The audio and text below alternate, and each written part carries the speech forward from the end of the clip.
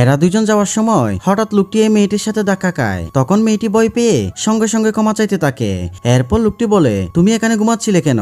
আর অফিসে বা কি কাজ এসেছো? আমি আমার বাবাকে খুঁজতে এসেছি। এরপর লোকটি তার বাবার নাম জানতে চাইলে মেয়েটি বলে, আমার বাবার নাম মিস্টার জাবেদ। উনি প্রথম স্ত্রী মারা যাওয়ার পর আমার মাকে বিয়ে করেছে। এই কথা শোনা মাত্র লোকটির স্ত্রী রেগে ফেটে পড়ে আর বলে, তোর এত বড় সাহস, তুই আমার শ্বশুরকে বাবা বলে পরিচয় দিস? এরপর লোকটি তার স্ত্রীকে থামিয়ে মেয়েটিকে বলে, তুমি মিস্টার জাবেদের কাছে কি কাজ এসেছো? আমার মা খুবই অসুস্থ। ডাক্তার বলেছে আগামীকালকের মধ্যে অপারেশন করতে না পারলে মাকে আর বাঁচানো যাবে না। তোদের মতো ভিখারিদের আমি ভালো করে চিনি। নাটক সাজিয়ে টাকা নেওয়ার ধান্দা করছিস। তখন লোকটি কিছুক্ষণ চুপ থেকে মেয়েটির দিকে তাকিয়ে বলে, বাবা 2 বছর আগে মারা গিয়েছে। যেটা শুনে মেয়েটি কান্না করে ফেলে।